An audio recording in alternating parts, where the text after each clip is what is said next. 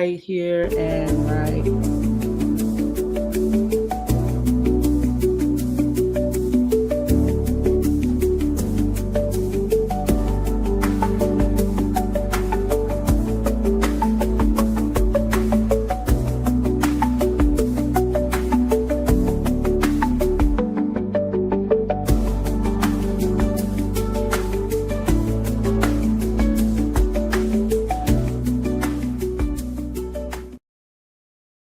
Peace, peace, peace, and gratitude and love. Here we are coming to you from SacredKeyz University, located in Detroit, Michigan. Ashe, with our guest today, Empress Jennifer Steele. L. Everybody give a wide round of applause. Ashe, Ashe, Ashe.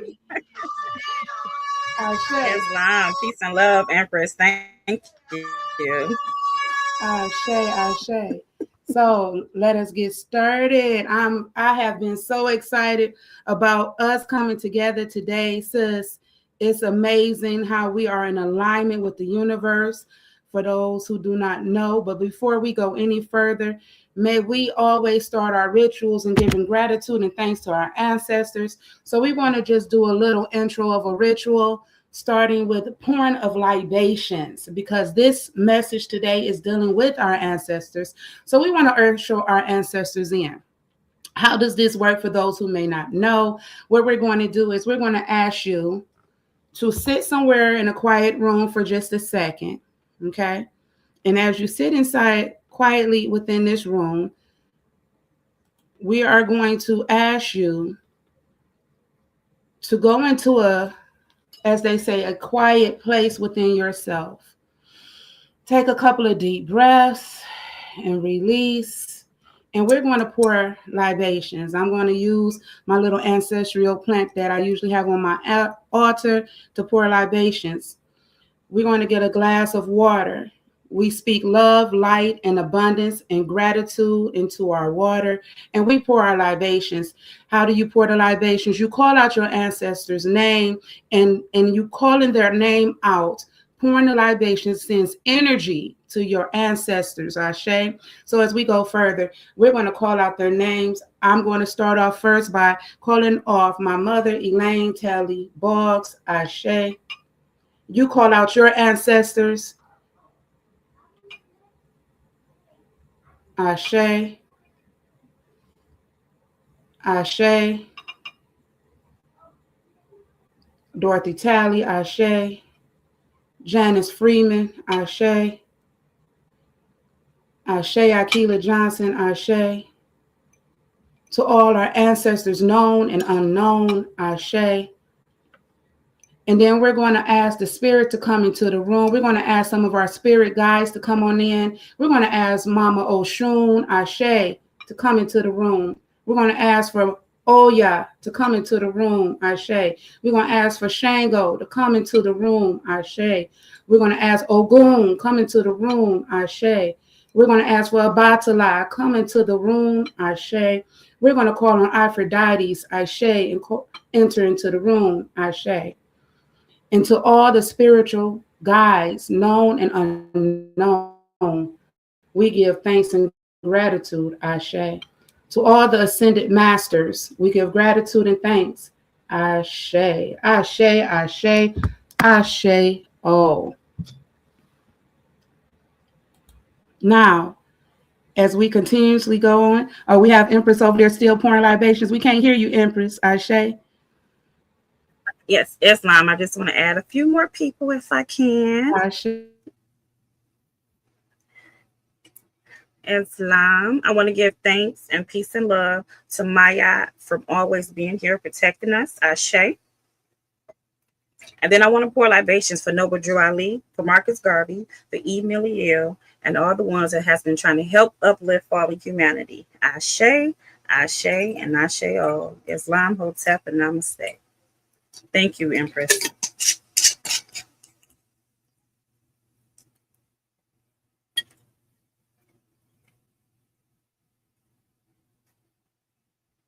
Okay, Empress, come on back. Come on back.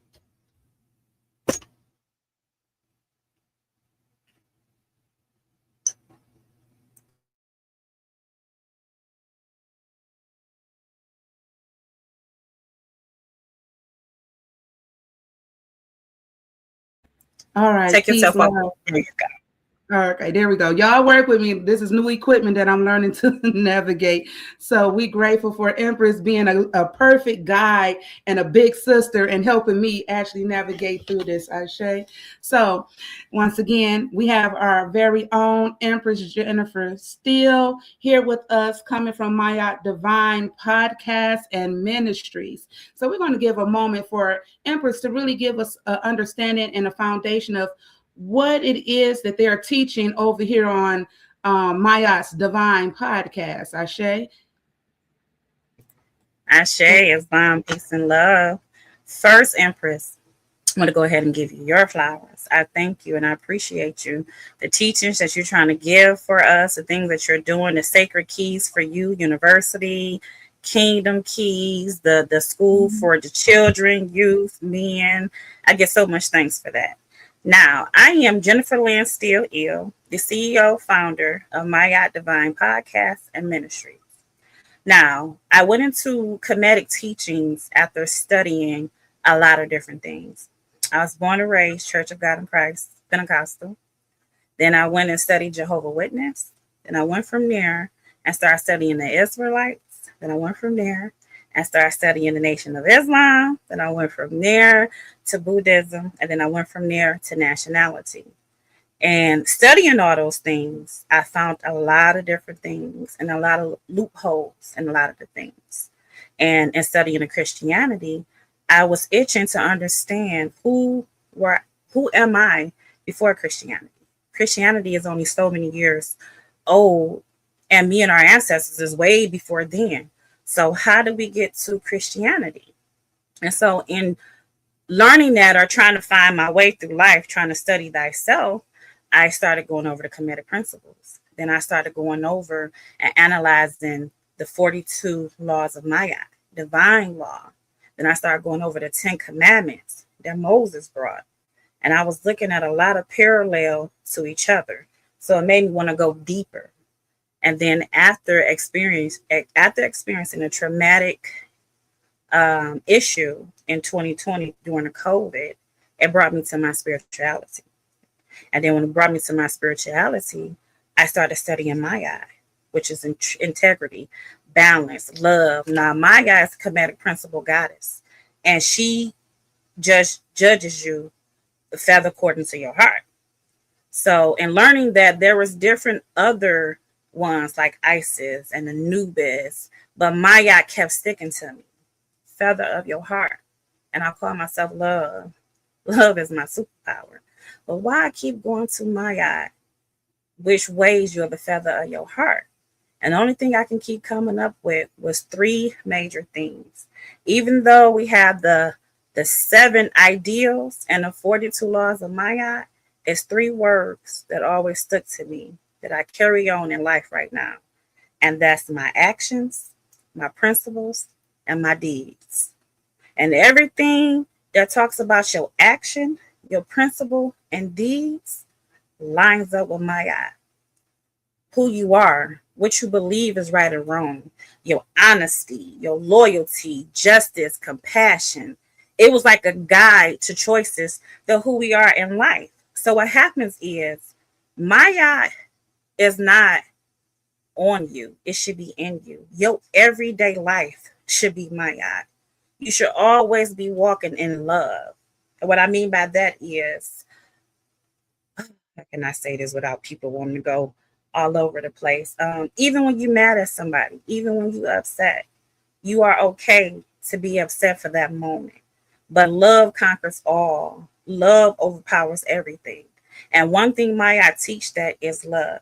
So once it's time to be judged and that heart give way to that feather, it's going to be about your actions, your principles, and your deeds. And it goes hand in hand with so much that is crazy because, of course, like I said, the actions is the things that we do in life, you all.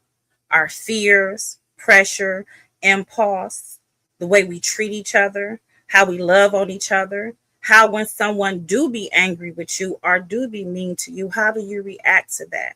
Or how do you handle that? Or, what do you do with that? and then your principles. Of course, well, hold on. Let me go with the deeds. Because once you go with your actions, your deeds is what people remember about you and who you are. And that says a lot about your integrity and your balance. That goes back to Mayat.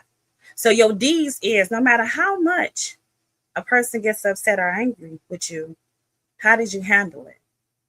How did you respond? And most importantly, how did it make you feel? Because we fight with our higher self and our lower self every day. But again, I don't want to get too long in it. I just want to give a brief discussion of what Mayat is, what it is for me. Mayat is in me. It's not on me. Every day that I wake up, 10 toes on the ground, I check myself about my actions, my principles, and my deeds. Islam, Empress.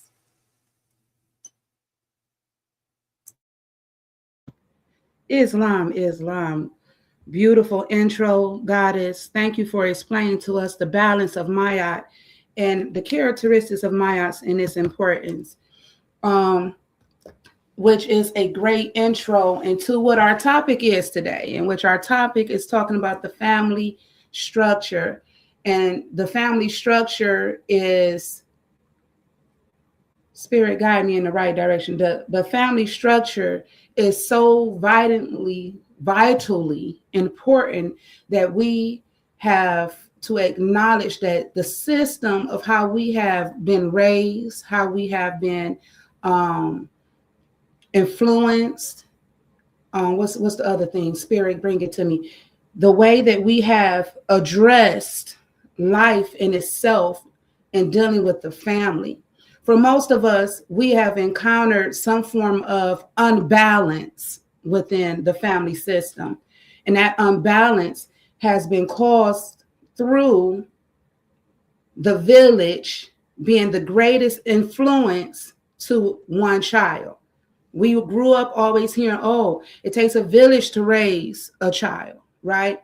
So today I would like to do a little alchemy.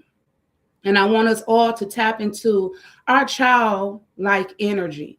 And I want you to just revisit your childhood through a lifespan of memories, a lifespan of existence, a lifespan of trauma, a lifespan of reflections, okay? And in doing so, like I say, I'm glad that my sister introduced us to Mayat, because the unbalance of Mayat's energy has been stripped out of our households through the separation of the family itself, okay? From fathers being taken out of the homes, to mothers having to step into masculine roles to be able to provide for their households and their family, to children being resistant to receiving sound wisdom, to our children being rebellious and disrespectful, to now we are in a world or a community, a village of lost seeds, of lost ancestral seeds. But today, what we're doing is we're claiming back the royalty of our DNA. Each one of you who are present here right now, the spirit of the ancestors have brought you to this platform in this moment, in this time, whenever it reaches you, because you were you chose to be the one that they dreamed of. You chose to be the one who they have sacrificed so much for us to be able to be present here and now. Okay. So, we're going to discuss a couple of things, and we're going to be very authentic with you as we move forward. As my sister posted throughout the month, get ready for that uncomfortable conversation, okay? Those things that we do not want to discuss, we have to start discussing them in order to heal them. What are those discussions? Okay, I'm mad with my mama. I'm mad with my daddy.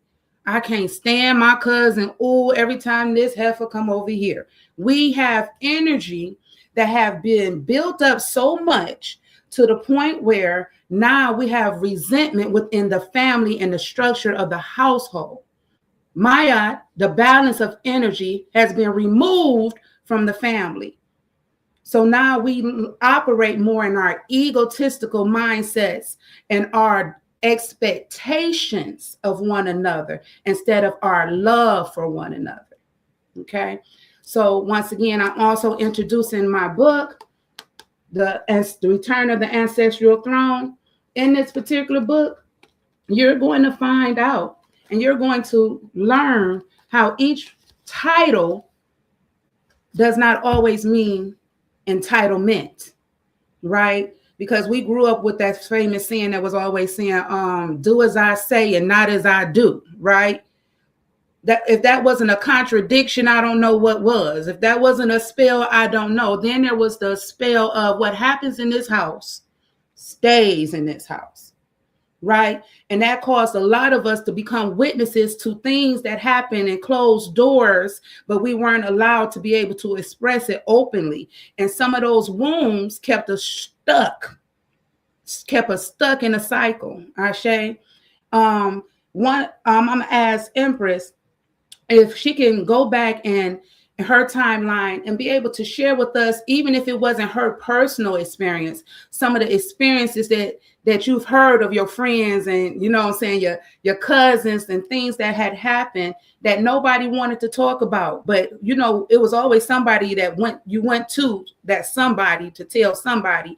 And the question was, did they believe you? Did they stand up for you? Did they protect you? You see what I'm saying? I'm gonna ask Empress, do you know anyone in your family, in your household, or connected around you who really needed that help but couldn't get it? Do you have an experience? Islam, Empress. Yes, I do. Actually, I ended up doing like at the time I wasn't completely in my spirituality, but I did like a call, like a women's call for us to come together and speak and help each other and just get things out. And in that, these ladies, you all, was 40, 50, and 60 years old. And in this setting, I learned that so many of these women suffer with different substance abuse because they was brought up that what happens in this house stays in this house. And if you go outside this house and tell anyone, either the CPS will come and get you. You don't want them to take you, right? So you better not tell what's going on in here. Or you want a butt whooping? You want a stench cord to your butt? So you better be quiet. Or do you want me to buy you something or buy you these type of things in order for, you to keep your mouth shut? I'm talking about, again, 40, 50, and 60-year-old women I'm in this room with so we can discuss things throughout our life. And these women literally told me, I am still dealing with it to this day because my mother or my grandmother told me to keep my mouth shut and take it to the pastor. Take it to the church and ask the pastor. No, she's going to take it to the church and have the pastor pray for us and pray for our family. And whatever is going on or whoever has done what, they're going to take them to the pastor and cast that demon out of them. And they're not going to be the same person anymore. But these grown women with children and grandchildren told me that they had to go back home and still be in the settings of this same person, scared, frightened, because they don't know if it's going to happen again. But because you got to keep your mouth shut and don't say anything, you're traumatized. Now you're dealing with the PTSD or an adverse childhood experience where something traumatic happens to you. And now you can't say anything. So every day that you come home from school, your heart is beating because you don't know if the same thing is going to happen to you because grandma and mama said, keep your mouth shut because something's going to happen to you. I told you, I took it to the pastor and the pastor then prayed for us and prayed over the house. And the pastor then prayed demons to come out of somebody else that needed their own professional healing or needed life to be dealt with them in their own way, not the way that the pastor has said. So again, that was one of the ways that I can remember as clear as day as yesterday that I know women, grown women, that went on their whole life dealing with not trusting men in relationships, not wanting to be what they needed to be because they was afraid that certain things would happen. Those things live with you throughout your life when it goes unheard and your voice don't come across. That's why one of the biggest things that goes on in my house is we listen to children. Children are made to be heard and not seen. That means children are made to be seen and not heard. I don't even know the analogy of someone that will say that. Why wouldn't you want to hear the things that's coming out of your children's mouth every day? They're learning, they're growing. The more that you listen to them and conversate with them, you will get to know them better and see what type of person they are or what they're leading to grow up to. But because they have to shut up and be quiet and stay in a place because they should be seen and not heard, now they think that their voice doesn't matter. So now the things could go on in the house. What goes on in this house stays in this house because they said I had to be seen and not heard. So my mouth means nothing. My mouth doesn't matter. It's just for me to be seen. Islam. And this is so much true. Not only just from the perspective of, let me get back on here.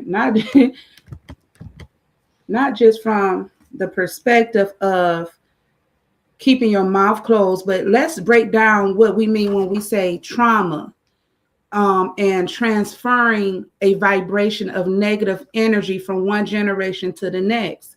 We found out that through this particular activity, a lot of us not only had to keep our mouths closed, but we also had to endure trauma from those who were afraid of the truth coming out. And they knew you knew the truth, right? So what did they do? They sabotaged who you were to make sure that you were so low in energy that you felt bad about the situation. So you never really got the justice. Come on, Maya. You never got the ushering in of healing that trauma. So throughout lifetimes, we find ourselves passing trauma down to the next generation. This is how come, if you notice, like in the old school, if a woman was pregnant, they would nurture that woman, darn near spoil that woman. You know what I'm saying? Why? Because they understood that her vibrational emotion,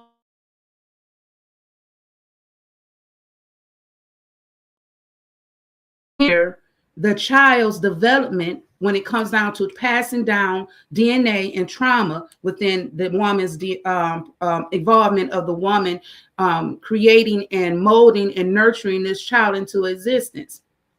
So the ancestors and our mothers before us already knew that when a woman became pregnant, it was a time for us to really honor her, to protect her, to make sure that she had the necessary nutrients and the environment stayed in a high vibration, because guess what? Her emotional state was something serious to endure during that time. But we've gotten so far removed from even caring about our women where they're carrying our children. We put more stress, more anger, more frustration on to that woman. And this is why, because we haven't healed the trauma that came before the conception of the child. Okay, so in this conception of us creating a alchemical process of bringing life into this existence, we're also bringing the trauma. Okay, this is going to also take us into sexual activity. But before we get to sexual activity, I want to go back to what you were talking about as far as keeping things in my house. For myself, I grew up in a system where I was in the foster system first. I grew up adopted, and my screen doing stuff. Can y'all hear me? Yes, I hear you, Empress. You froze for a minute, but you're back with us. Okay, Ashe. So y'all bear with me. The internet is acting crazy tonight because once again, this is powerful and it's going to be transformative when we get done working it and putting it all together for you all to see, so we can start claiming how to really heal each member of our family. You must first learn what the trauma was. moving up. Like I say, I was born in Westland, Michigan, in the projects. And in the projects of being a child, I was able to witness how many households were starving and how many households was affected through the 80s of the drug pandemic. Okay. How many of us as being young children, mothers were strung out on drugs and alcohol, and we had to get out in the neighborhood and fend for ourselves to eat as children. You hear what I'm saying? I'm 3 years old lining up across the street. Back then, they used to have foam lunches that came in the styrofoam packages that had what? That cookie we all love to get. We didn't want nothing else but that cookie, a box juice, a bologna sandwich, and a piece of fruit, right? Remember those? For those who was born in that area, this is where we celebrate because we overcame it. But moving forward, I remember a bunch of children in the community lining up to get that lunch because that was the only meal some of us was able to eat. Why it was that? And we were children. We were babies. Our parents got caught up in what? The world. Got caught up in the influences of the world. And in the influences of the world, they forgot about the responsibilities because at the end of the day, it became overwhelming for them. We have to remember how to heal and forgive, not just ourselves, but forgive those who what? Despitefully misuse us, despitefully didn't know no better, right? I was adopted by a pastor and his wife, right? And for the longest time, I used to be like, man, pray some love in these people's hearts. It was just like, I couldn't believe how much anger and frustration these people had. And they had developed over time. And not only that, I was in that era of time where my adopted parents were old school, traditional Baptists, you know what I'm saying, from the South. You don't ask no questions. You know what I'm saying? You might have your teeth meet you on the other side of the room. You interrupt grown folks talking. There was a certain protocol and structure that was put in place, but was it put in place for the right reasons? See, a lot of times we think our traditional ways is the best ways because it was good enough for mama. It was good enough for my father. So it got to be good enough for me too? No, the season has changed. Every 10 years, every decade, we have seen evolvement. The vehicle you had back in the 80s is not the same vehicle you're driving today. The way the structures of appliances and things that's in the house, everything we can witness has been evolving, but have we been evolving? Or have we been stuck in a vibration of what's trauma that's been built amongst the system of the family? We're not even talking about outside the house yet. We're not even talking about fighting against the world. We're just talking about within the ones that were supposed to love us. In our history, we learned that the family, if you was to look up the word and family and where the family derived from, right? As a matter of fact, I'm going to look it up for y'all. Where the family derived from, you will find out that the family was nothing but defined as a household full of slaves. You hear me? Y'all don't believe me? Look it up under the etymology of family. And what does etymology of family means? The word family originated in the 14th, 15th century, derived from the Latin familia, which referred to the household, including servants, slaves, and family members. Let's talk about it. Buddha said, if you really want to know how strong and powerful you are, spend time with your family. Why? Because slavery have put us in a place where we lost our identity as who we truly were. I don't know about you, but growing up in school, they used to have auditorium, where we used to have to go and sit in that classroom and watch Ruth. I couldn't understand why in the devil do we need to sit here and watch how slavery took place, right? Now I understand it because once again, as children may not understand the full purpose of what things are happening or why things are happening, but it's necessary for it to happen, right? Because it's part of our structure. And we finding out today that that same structure was to remind us Because the wonderful part about Maya is Maya is going to always make sure that the history of truth is present. It's the decision in which you choose, Ashe. And this is how come we have to heal the family so we can stop choosing to participate in the slave mentality of our existence. Going back to those fruits and juices of the children who were in institutions and in the projects, we're talking about the lower class now. Right? That lower class of people who in the community used to have to come together and network together to feed the whole community, right? Nowadays, we don't even want to give a piece of bread to people on the corner. Nowadays, we will let our own flesh and blood starve just so we don't have to interact with them. And a lot of that is because we haven't learned how to love them. We haven't learned how to nurture them. And once again, why is that? Because of trauma bonding, and because we have been always taught to stay in silence about injustice and things that were not right.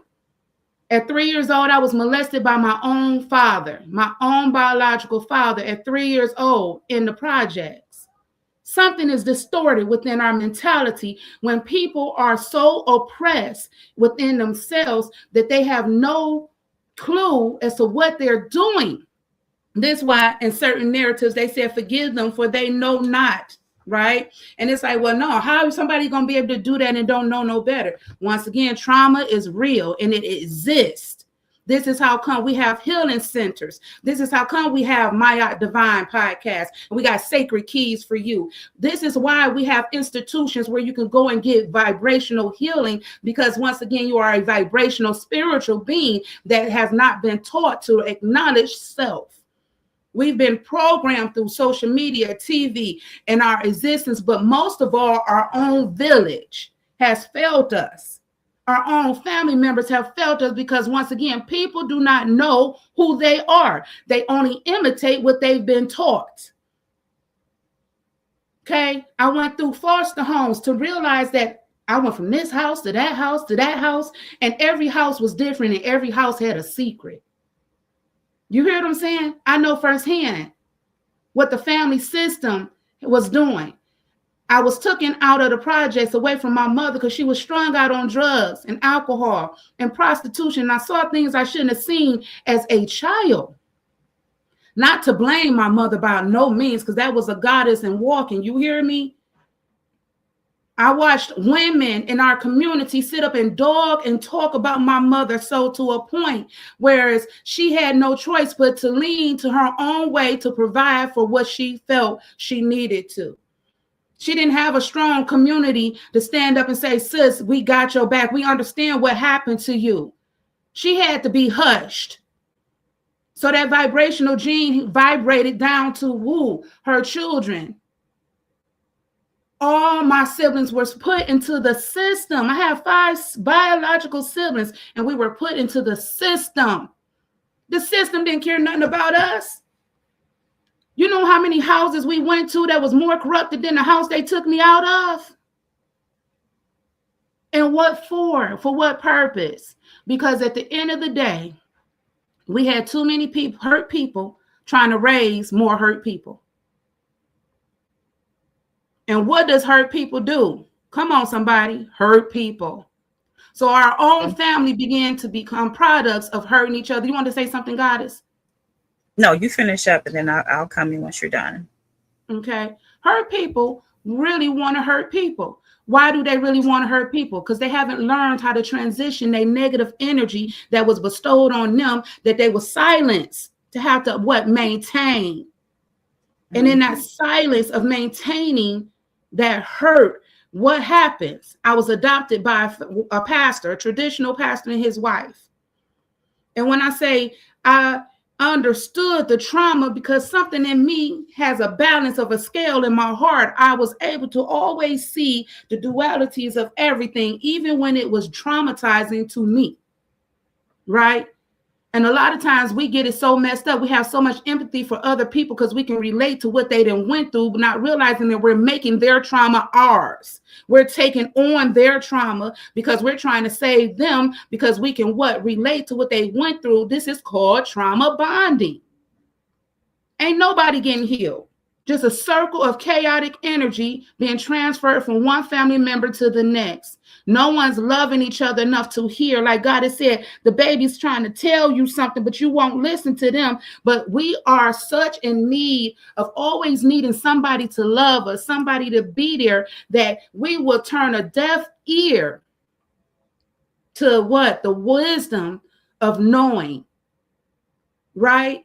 Just so we call it, oh, we just want to keep peace. Why we got to bring up them old wounds? Because if you don't bring them up, you will let them what? Fluster. And when they fluster, they start becoming a part of your identity.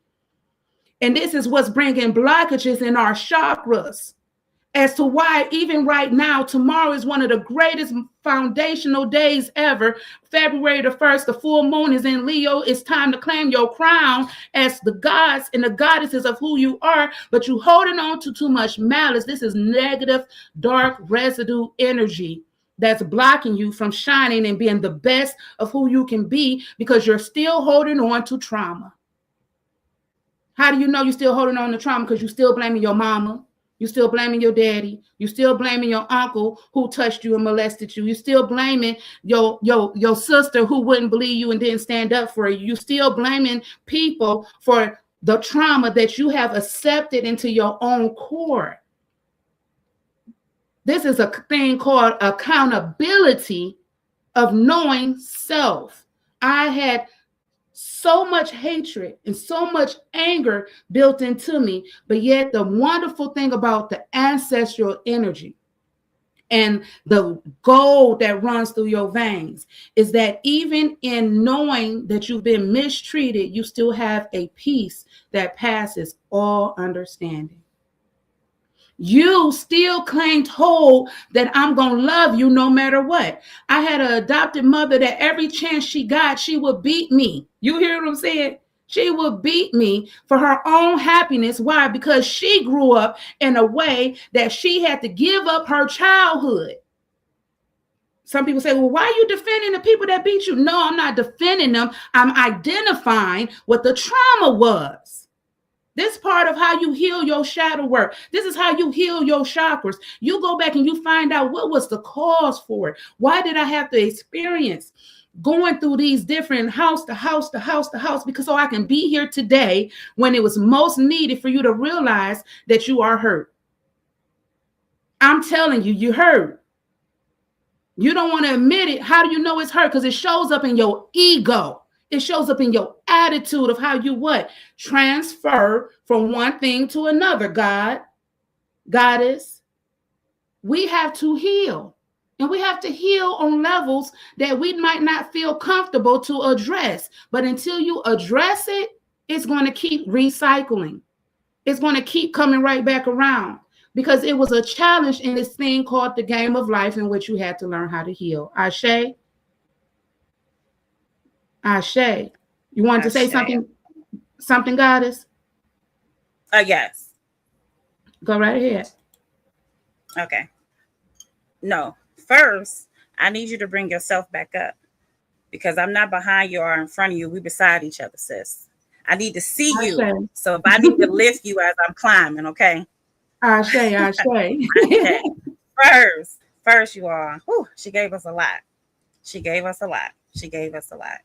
What I can say, what she's explaining to you all is called ACEs. It's called adverse childhood experiences. As when you go through things in your childhood, you have negative, stressful, or traumatic experience. And when it happens during your childhood, it can affect a person's emotional, mental, and physical health later on in life. And so for some of you that may not know what that look like, it can be physical, emotional, or sexual abuse. It could be neglect, emotional or physical. It could be growing up with domestic violence. It can be having a parent with substance abuse, mental illness, or incarceration. It could be a chronic instability, frequent moves from house to house, homelessness, not having food, not having heat or water. These are all signs and symptoms that you can see of ACEs, which is an adverse childhood experience. And she literally just gave every symptom that she had that describes that as a child. And even through her adulthood that she's going through right now, she did not let it fold her. Y'all don't even understand how the testimony is so powerful right now, because she saw the bigger picture and she didn't stay in that box. She stood on her square to come on out of it and not continue the generational curse. She made a decision and say, hey, this stops here. Now, what I do want to let y'all understand is we have parents that is 70, 80, 60, 50 years old, and we be like, oh my God, my mama lived life. No, they didn't, y'all. They survived. They never lived. They never lived. They survived. They did whatever they had to do to survive, to take care of them or their children. And with that came a lot of sacrifices, okay? What I want you to understand is I give so much thanks and blissfulness to you and gracefulness to having the courage to stand it on this today to teach the next person. You don't even know how many generations that you just broke right here today that is going to see this and say, oh my God, I never thought it was other people like this. I thought it was just me, because I grew up in a family system. What goes on in this house stays in this house. So people has never told their story, because now they're grown. They develop a family, a nice job, or maintaining that they don't want them skeletons to come out, because for one, we judge and they don't want to be judged.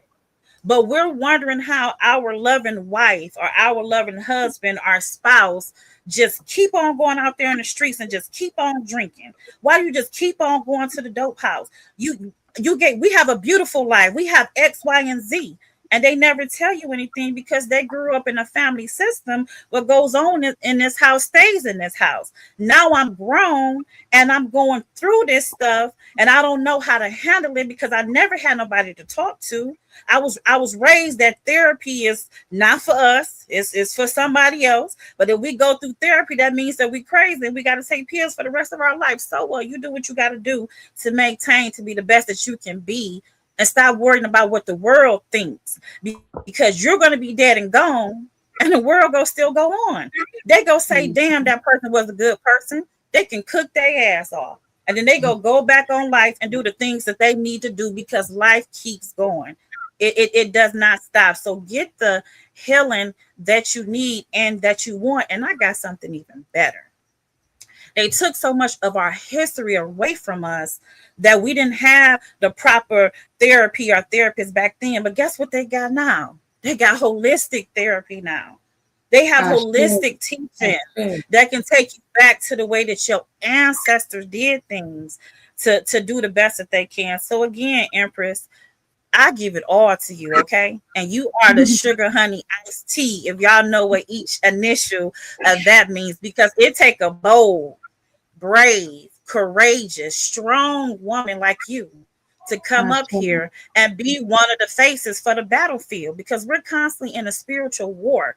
You know how many people right now is like, damn, this shit hit home so bad. I can't believe she even saying this. And they gonna be looking at they shot, they beer, they drugs, or whatever, like, damn, I never cope with what's been going on. It's been embodied, but I've been using this. I've been using this temporary fix. No, I'm done. Islam. Let me tap in right there, sis, because when we started talking, like I told you, my mother was strung out on drugs and alcohol, but so was my father. But then was my uncle. You see what I'm saying? And then when I got adopted, there was uncles and aunts that were on drugs, and that was, you know what I'm saying? But the family was able to pull together. Sometimes we have to give gratitude that we did have some family members that was there. And some of us, we was rescued by those family members. They took us into our homes. I wasn't raised by my mama, auntie, or cousin. I mean, my mama or dad. I was raised by my auntie or my grandmother, or my uncle took it. Somebody was sent to be a guardian angel to help take you through life. And sometimes we still hold so much resentment to them. You see what I'm saying? We cast a lot of blame because we haven't become confident, and comfortable within ourselves. You see what I'm saying? To be able to receive abundance and love. And right now, we're in this energy where we're supposed to be receiving love, but we don't know how to receive it. And some people say, well, that's crazy. I want love. Some of us I've never been married. I've been married. I was divorced. Blah, blah, blah, blah, blah. The problem wasn't that you were in the relationship with that person. The problem was that you never learned how to love you. How can we love somebody else if we haven't learned how to love ourselves first? How do you learn to love yourself first? It's to first learn how to release all that baggage, all that hurt, all that animosity, all that anger, right? And we come back to a ground rooted in knowing self to be a better reflection to other people, okay? Now, I want to back up for just a moment. And I want to read some quotes that you will find in my book. One of them is dealing with the karma in flesh, right? When we start talking about the covenant of the blood, until the lion learns, somebody that heard this before, until the lion learns to write, every story will glorify the hunter. Until you learn how to heal what has happened to you, somebody else is going to keep dictating to you how you should act, how you respond. Child, if it was me, I would have did A, Y, and Z. No, you would have did the same thing I did, because then you would have been me. You see what I'm saying? A lot of times we don't realize how strong or what people have been through, but yet we're quick to judge them. 10 times out of 10, you judging them is because it's something in you that you envy about them. You know, some of our cousins was uppity up. Oh, they the Diddy side of the family, right? Oh, she thinks she better than everybody else because she got a brand new car. You know what I'm saying? We are so quick to put each other down instead of see the joy and the blessing for each other. You were able to succeed. I'm cheering for you. Why? You was one of the ones that made it. You made it there. And then because you made it, you were able to give back to me. And I was able to give back to you. The second one, that was an African proverb coming from the book Kuji. For those who know about the book Kuji and you know about your ancient healing, dealing in Hindu, okay, then and dealing in Buddhism, Ashe. Family is not always your origin. Sometimes it's your initiation. Let's talk about it. Sometimes your family is your initiation. Some of us so mad with our family, we don't want to be around our family, but they the keys to your kingdom. You signed a contract, a spiritual contract to deal with these people as you live on earth. Why? Because something about them has something that's going to mold you into becoming the next best thing that you can be, because they denied you, because they mistreated you, because they scandalized your name. A lot of us take a lot of pride in being the black sheep. Well, guess what? Now it's time for the black sheep to become the light. We can't hold that forever, being mad at one another because of what happened. I don't care how detrimental it was. When do I take accountability and claim myself healed? Or do I decide to stay in that misery? Do you know how miserable and how much energy it takes to stay in a miserable place? We have become comfortable in our misery. Because it's easier to transfer the blame over to the fact that my mother wasn't always there, or the fact that my father did what he did to me, or the fact that my adopted family members, they beat me every day until I learned every bit of that Bible. You get what I'm saying? I hope y'all understanding this, resonating with you, the importance of understanding that these things happen to you not to hinder you, but to show you just how strong and magnificent you are in overcoming it. It happened then. You can tell. I keep telling people, y'all have to start taking accountability that you could tell a story of what you endured and how you endured it, and that you're here today. Wherever you may be, you're here today because you overcame it. Give some light and some glory and some happiness and joy that you overcame that. And now you get to make a decision on how the vibrational gene is going to go forward for thousands of years to come by your accepting right? Now, accepting doesn't mean that you're embodying it. It's acknowledging that this happened. This is what was done, but I forgive them and I forgive myself. Forgiveness plays a huge part as we continuously break the system that has been programming us throughout the years. Okay? Now, let's go a little bit deeper. Once again, until the lion learns to write, every story will glorify the hunter. How does it glorify the hunters? Let's be real about it. Every time you go back and start talking about what happened, and you ain't talking about a solution behind what happened.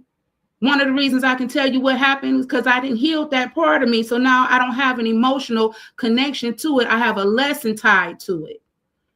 I got a lesson to say, baby, it's okay. I know what you've been through. Now let me help you get over it. Let me show you how to get through it, not over it, because we don't want to sweep no more stuff under no rug. We want to bring it to the light. We want to know how to go to other people and let them know that, hey, you violated me. You hurt me. And you don't get to do that no more. Why? Because I claim the keys to my kingdom. I claim the victory to who I am. You as an individual, you have the right to claim back your own divinity of yourself. It's called calling your power back to you, an ancestral connection, the ancestral blood. When we're talking about, oh, my ancestors are talking to me, how do they talk to you? Through meditation, through signs, through the universe. Because one thing is for certain, you have been given the opportunity to have breath of life in your temple to what? Be the living, walking truth of existence.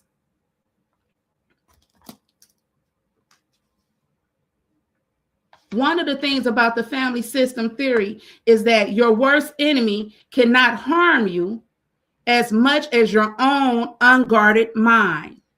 Your unguarded mind. No one can harm you once you have control of your own mind.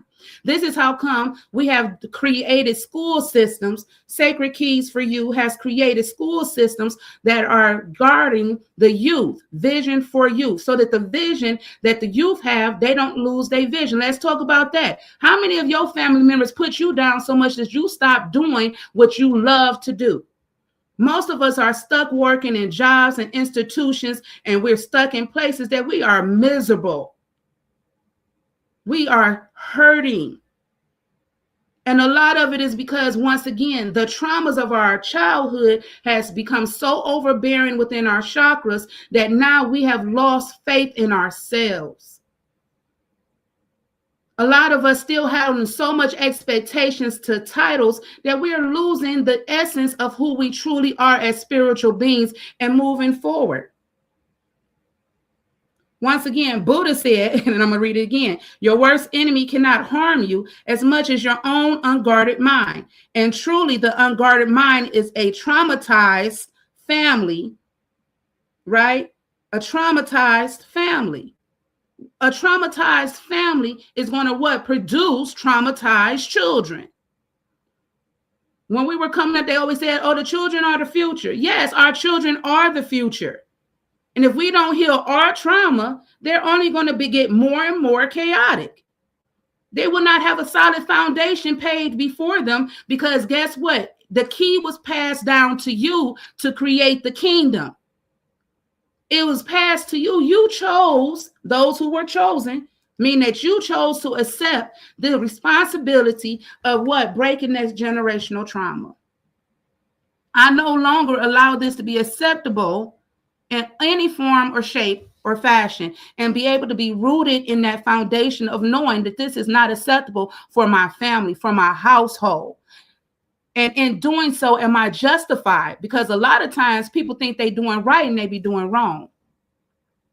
Okay. We have been around some people that it's like, are you delusional?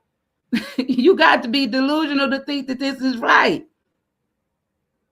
How do we deal and handle people who think that they are right when they're wrong? Empress, you got any suggestions on that?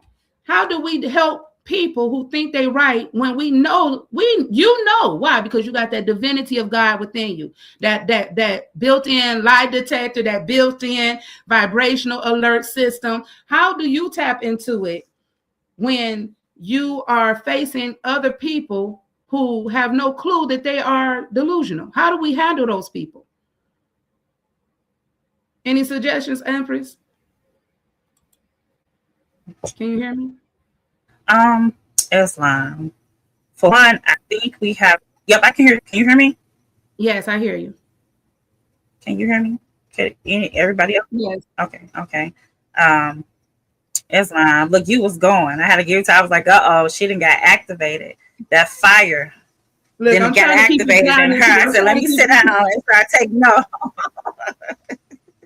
So what I would say to that though is, you said, how do you deal with people that is wrong would think that they're right? Right. How do we deal with those people? Because a lot of times, like I've had aunties that were trying to tell me, I had an aunt one time trying to tell me that I was supposed to put a cousin out of another cousin's house that invited his company into the house. And I'm like, no, auntie, that ain't how that works. You know what I'm saying? Like, I got to respect the fact that this cuz house, this ain't your house, this cuz house.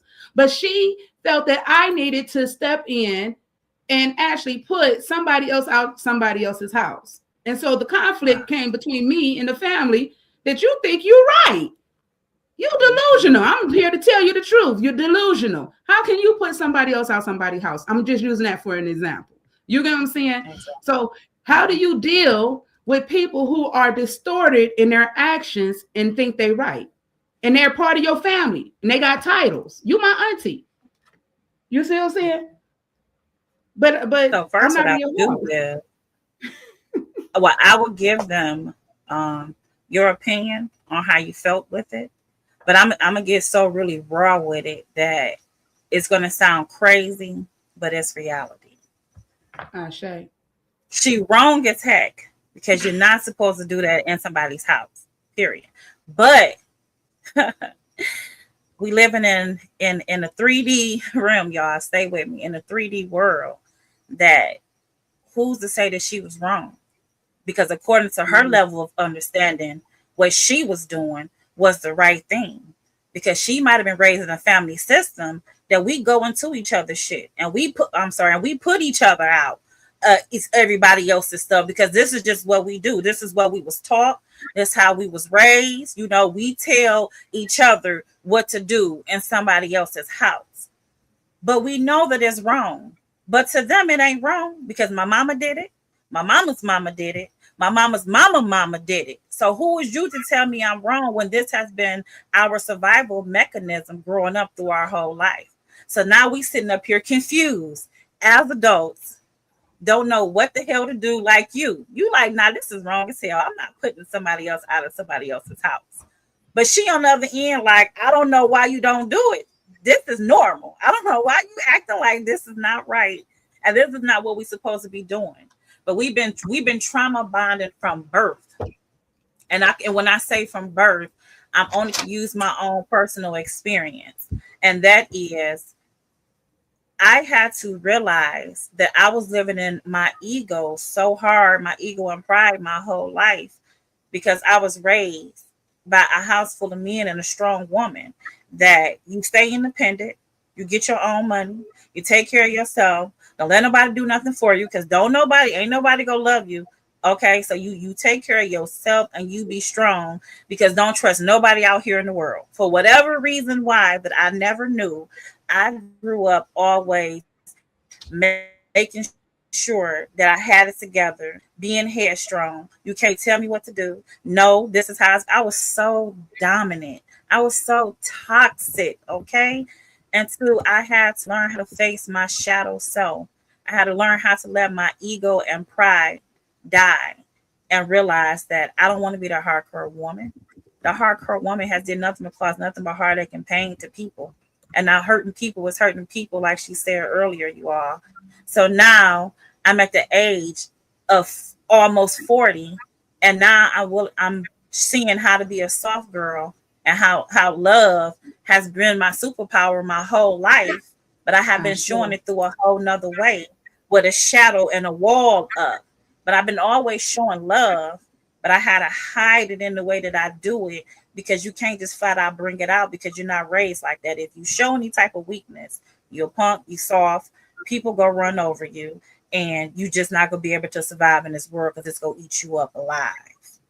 So with that, oh my God, talk about so much trauma going on, especially in the melanated, the African, especially in the indigenous nation and communities. We have been brought up, again, the best way that they know how, because for one, the color of our skin, and for two, we always have to listen to what happened to grandma and granddad, and then three, we had to grow up to be a certain type of way and keep our mouth shut and don't say nothing. Do you know that's a lot on a kid?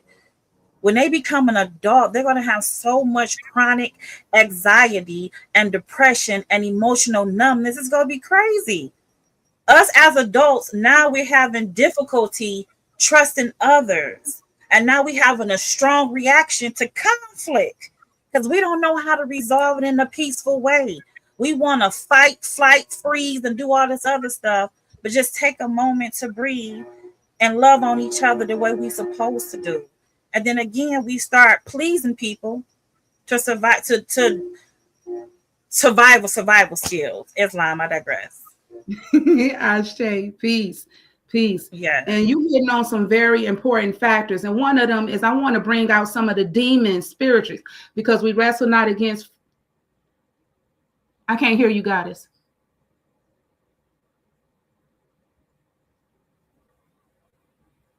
I wasn't saying anything. Oh, okay. So one of the things that you hit on, I want to bring a little bit more clarity to, because we wrestle not against flesh and blood, but angels and principalities and things we do not see. What we don't realize is the reason why it's so vitally important that we have this conversation on today, because in moving forward, we need to be able to identify the demons that are spreading within our family.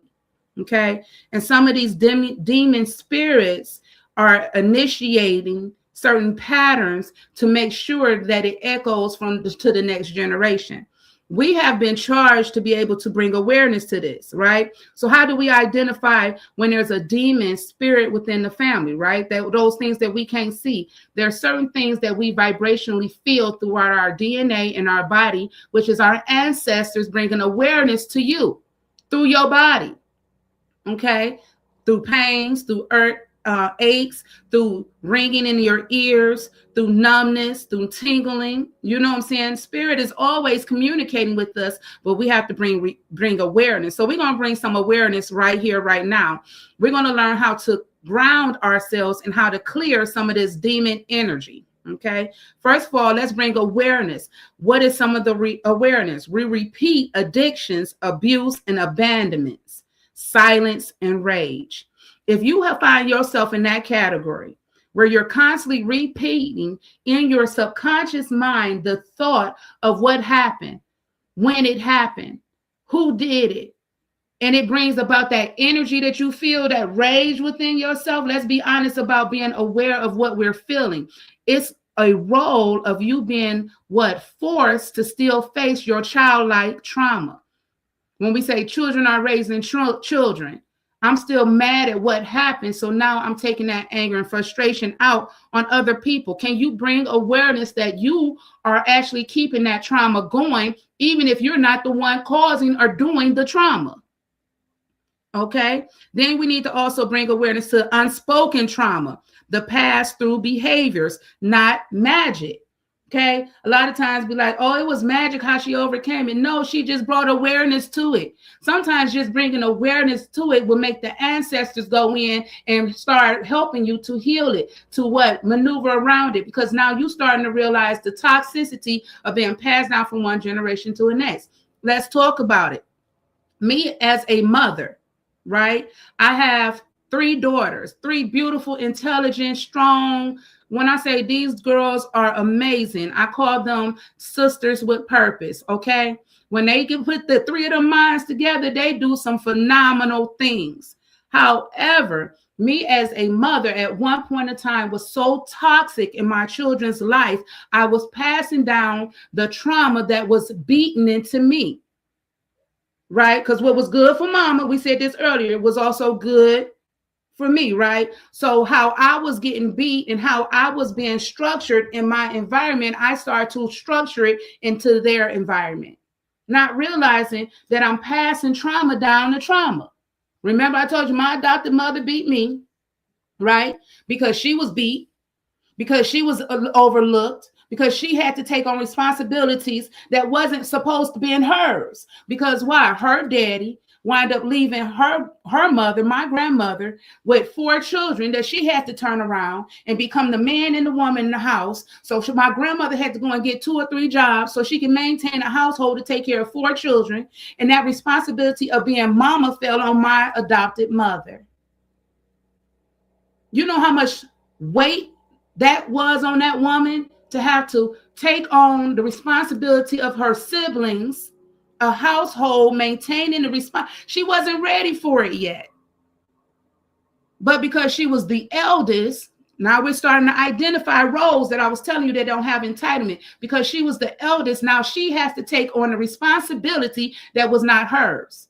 You know how much anger, frustration, disappointment that she had? Then on top of that, your siblings ain't really trying to give you no respect like you, mama. You my sister. I ain't got the answer to you. I ain't got to listen to you. But then if they don't act right and do what she telling them to, she got beat when my grandma came home.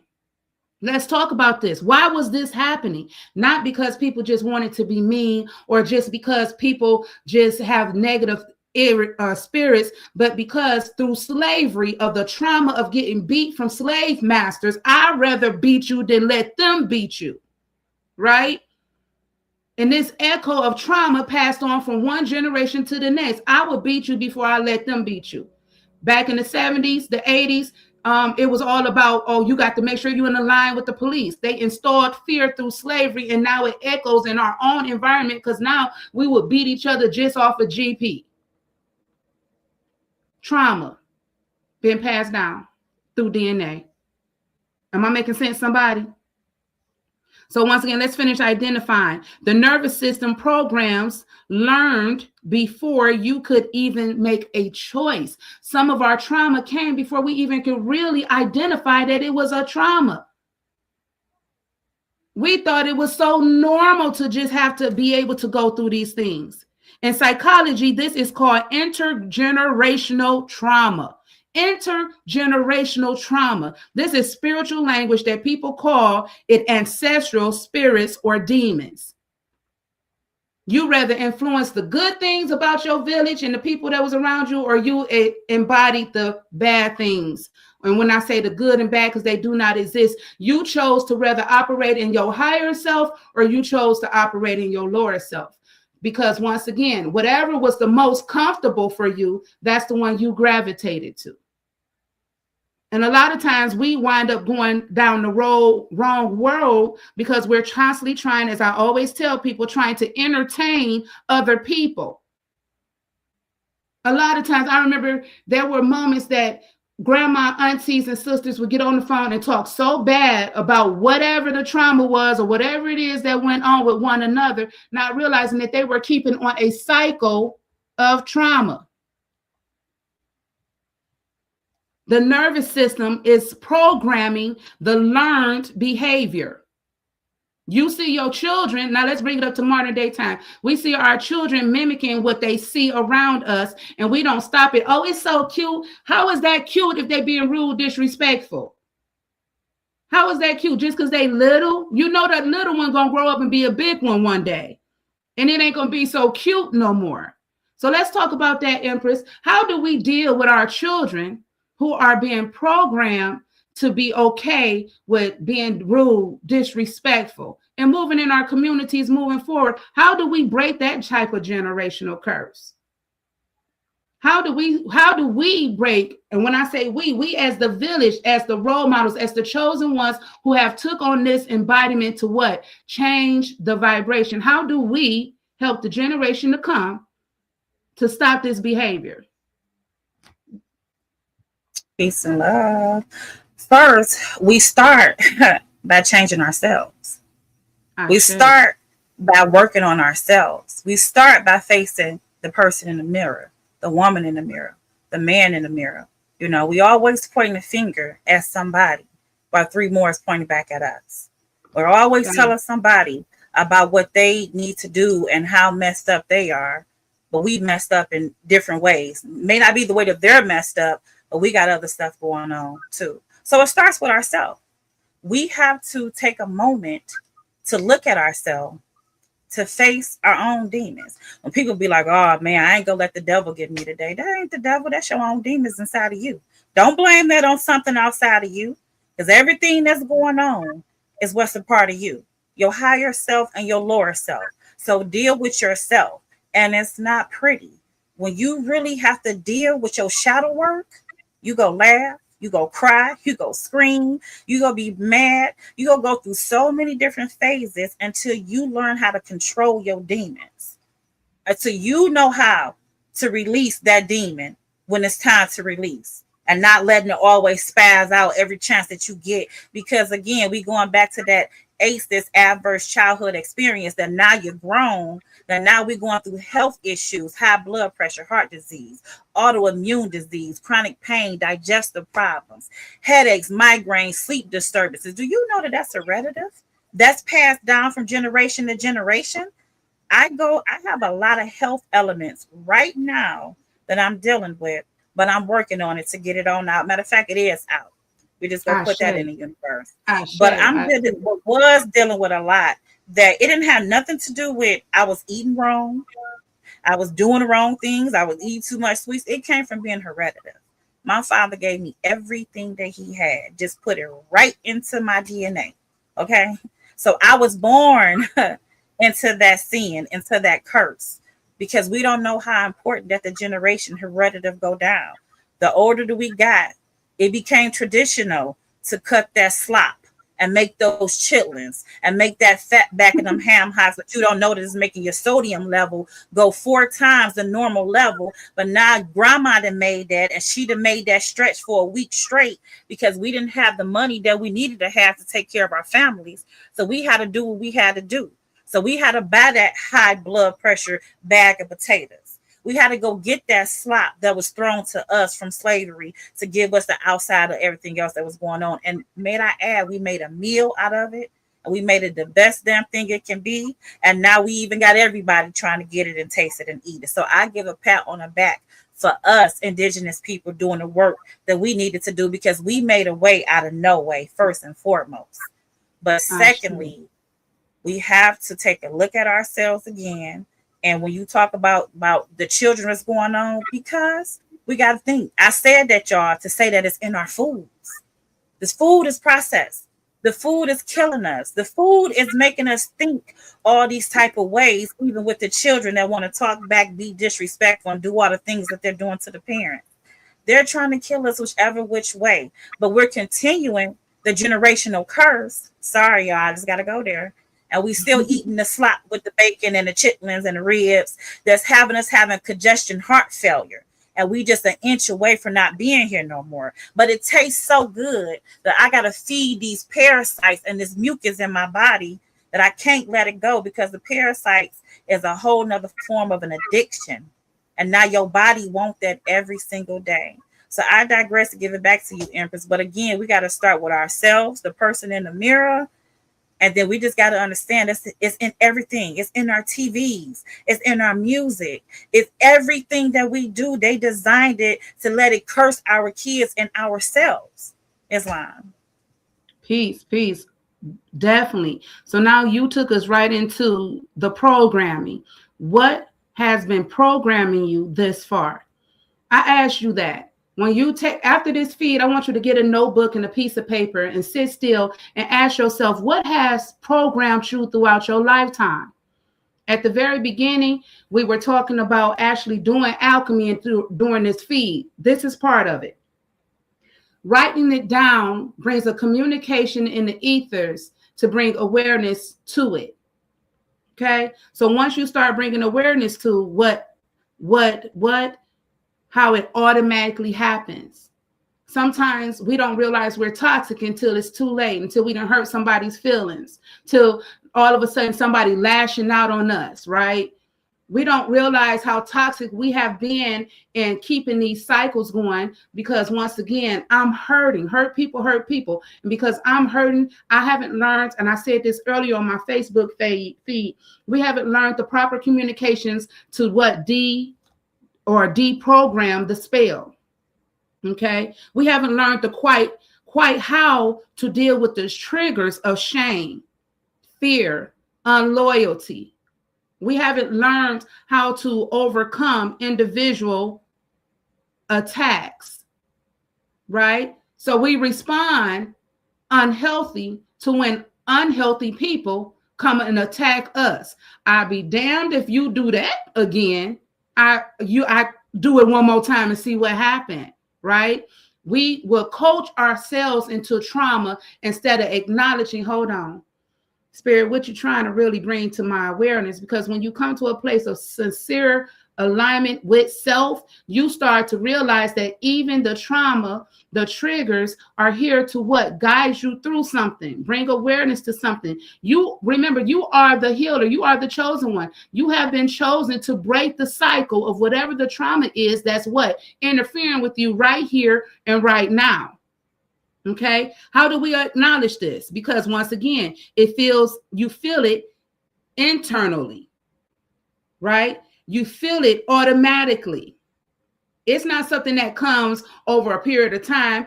Honestly, you feel it right here and you feel it right now. But a lot of times we turn what's called a blind eye to it. We let it fester. That's nothing but negative energy, negative elementals grabbing more energy. These are spiritual things or beings and entities that are waiting for the window of opportunity, and you are the vessel that they're going to utilize to embody to keep the energy going. Becoming more aware of yourself brings you to a place where you speak out about the things that are what been internally signaled to you, to become the voice of reason, to become the voice of peace, to bring forth a cease in this trauma being passed down to a next generation. Ashe? Then you also see and you start to feel bigger than the individual. Let's talk about it. That was something you mentioned a little bit earlier, right? A lot of times it's because the trauma exists because we're still trying to have more control over one another. Come on, Maya. Maya's concept is not about controlling. Like the sister said, you're not behind me, sis. Let's get side by side. Why? Because we're in a balance of understanding and truth. We want to see each other rise to being the best and the highest and the greatest of one another. So therefore, I'm going to always uplift you. I'm going to always honor you. And sometimes we get honor mixed up with having to be what's the right word? Come on, Spirit, bring it to me. Having to be subject to or obligated to. Because you my mama, because you my sister, because you my brother, I have to be obligated to being here for you. Maybe because you was there for me. Like I said, maybe you was that one person that spoke up for me. But guess what? You still had traumas, and now your traumas are starting to hinder me because now you're just an alcoholic because you took on that burden. And so now I feel I have to constantly be in cahoots with you and aligned with you, because at the end of the day, once again, trauma bind with you. So now I'm taking on something that ain't got nothing to do with me. Come on, Dorothy, get back on the yellow brick road so you can find your way home, please. And let them traumas be theirs, because people have to start taking accountability for their own.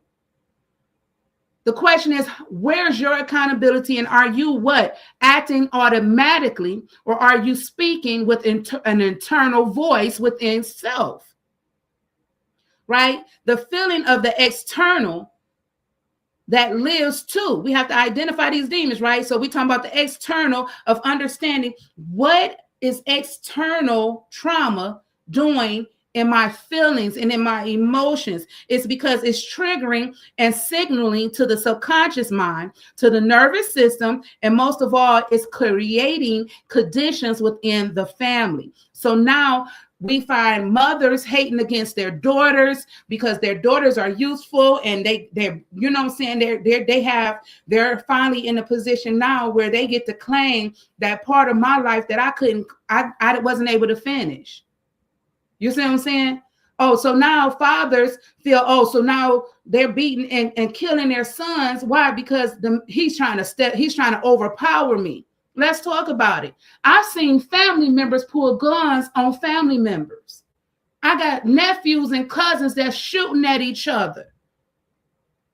What? How is this? And we call ourselves a family of love, right? Love conquers all, right? Let's talk about when we cast this other spell that people don't realize is a spell, when we say, you my ride or die. You my ride. Why we got to die? Why is we riding together so one of us can die? Why don't you be my forever and lift me up? I ride to live with you. I ride to journey with you. I ride to thrive with you. Why don't we speak more life into each other? Because once again, we've been conditioned with these demons that has been passed down through family tradition. We, like the sister said at the very beginning of this feed, we have learned how to become survival beings, not spiritual beings. As long as we're in survival mode, like my sister said, we are in 3D energy. This means you are not evolving, you are not in alignment, and you're not fulfilling your purpose of what you were sent here for. Do you understand I really want y'all to understand this. You're so brilliant that you now are being attacked on every level. And who better than your own internal family, who knows the ins and outs, who know the secrets that nobody else knows? How these cycles can be actually broken, one of them is not through fear.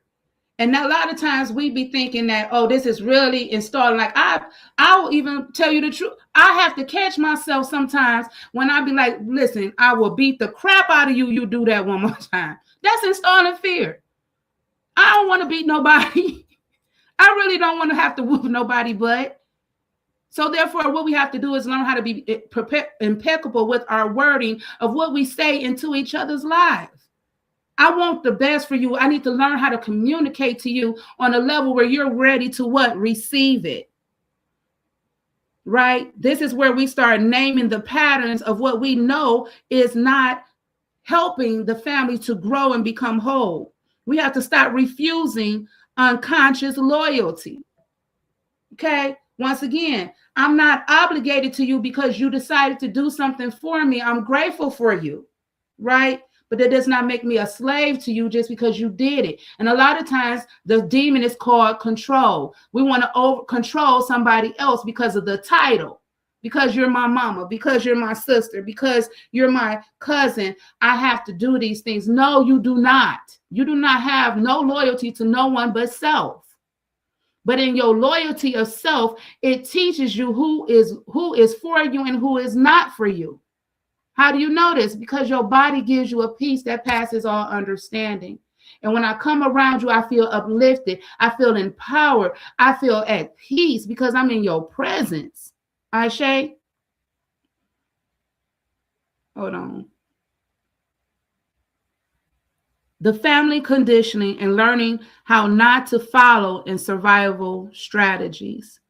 Nothing is processing you or pushing you, but you decide what is acceptable and what's not. This is how come the influence of the community was so dominantly important in raising one child, because that one child is not going to do what you want them to do because you feel that they're so talented that they're going to be the one that's going to break the cycle and bring you to riches, fame, and ability. So we put all the weight on one person in the family to be able to make sure that they be successful so that they can come back and save the rest of the family. Then that person makes success and forget about the family. Now all of a sudden we can't stand that person. We toxic as a family. We're toxic. I'm going to say it again, as a family. And we have to learn how to what? Detach ourselves from always wanting to have the authority to control everybody else in the family. How does this cycle, once again, actually works in breaking it? Become aware. Name what the problem is. No, hold on. I'm gonna call that demon out of you. Come here. Let's come here. No, sit down. Let's talk about this. Why are you doing this? What causes you to do this? Ask the who, what, whens, and wheres in your life. I promise you, the answers and the ancestors in your DNA will show up and give you the answers. The question is, are you in a place where you are centered enough to receive those answers? Or would you sit up and debate with it and deny it? If the truth, once again, knock at your door, would you sit there and really debate with the truth? And sometimes we debate with the truth because we don't want to accept the fact that we are the ones who are toxic. We don't want to take accountability for being the one who is the toxic one in the family.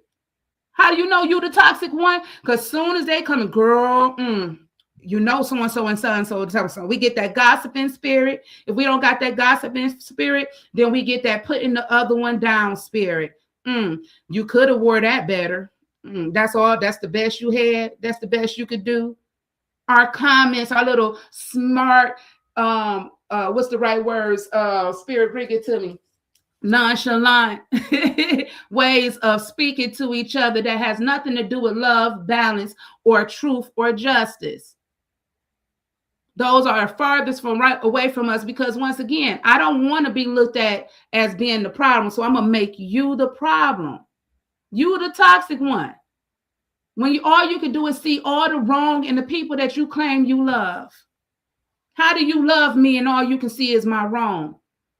When you going to start praising some of the good things and the righteousness of who I am? When are you going to help me lift me up? Now let's talk about it. Everybody that's in your bloodline ain't your family. They ain't your family. We just took you to etymology where we showed you that the family is a household full of slaves because when they put you on the auction block, they auctioned you off from your original tribe and forced you to be in a family with different tribes of people. This is how come sometimes you be in a family and be like, don't none of y'all look alike. Because the DNA doesn't lie. It trickles down from bloodline to bloodline. Even in conception, it still transfers. This is how come you look like an auntie and uncle that was before you. This is how come one of your hands and one of your legs might be smaller or shorter than the other because you are made up of an embodiment of ancestors. And in your meditations, you can actually go within and call them to come. Now let's talk about it. How do we resurrect our ancestors and usher them into the energy that's coming? In this new moon up under Leo, we get to crown. We get to crown our ancestors by accepting the crown for ourselves and living so that their truth may be able to echo through our existence. So therefore, everything that is toxic in my life, it's time for me to learn how to go in, do the energy work to heal it. Ashe? Goddess, you got anything to say? I've been talking for a minute. We're finna get ready to close it out in a minute. I know it's been a little bit lengthy, but I hope you all are really grasping the concept that me and Goddess are and the importance of why the family system must come to an end. The government has taken my daughter away from me. Now you talking about breaking generational curses. Yes, I'm here to tell you the government unlawfully stole my daughter. I'm coming back. Brothers, sisters that know the law, it's time for us to come together and really teach each other how to become sovereign, independent beings. Claim back our native inheritance. Put yourself in institutions, or not institutions, in classes where you can learn these things. Start treating people with the same dignity and respect that you deserve, because you never know what people done been through. They took my mama's children, then they came back and they wasn't able to take all three of my kids, but they was able to snatch one of them. You hear what I'm saying? And so that generational trauma is still embedded in a lot of us who had to endure those type of transitions. Some of us lost cousins, aunties, uncles, brothers, sisters in the system, and it was unjust. Some of it was unjust. But what are we doing about it as a village, as a community? We just allowing it to happen because guess what? It ain't none of my business. It ain't got nothing to do with me. I know what it feels like to sit and not have not one person stand behind you, not one person to ever ask what happened. And you still got to be strong enough to fight the battle that come before you the next day. I'm trying to tell you, how to heal is to become aware of it and be able to stand in your truth and your justice. It's time for us to break the family patterns. And I know I just asked the question, sis. Did you want to jump in there? I forgot what the question was because the spirit guided me there. Spirit said, hold on, before you get off, you got to mention this part. Because too many of our children is lost in this system, and this system just want to use them for the labor. Go ahead, Goddess. I apologize for the, but you know what I'm saying? Spirit want me to touch you. It's lime. You was going. Listen. What I will tell you is you needed this. I needed this. We needed this. Because you're going, okay? You're going.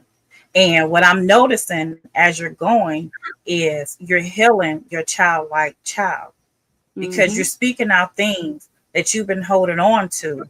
Even whether it's in the book or not, whether you just spoke how many classes and said it, doesn't even matter. Right now, today, what I see, the vibrations and the energy that I'm getting from you is this is a part of your healing journey as well right now on here.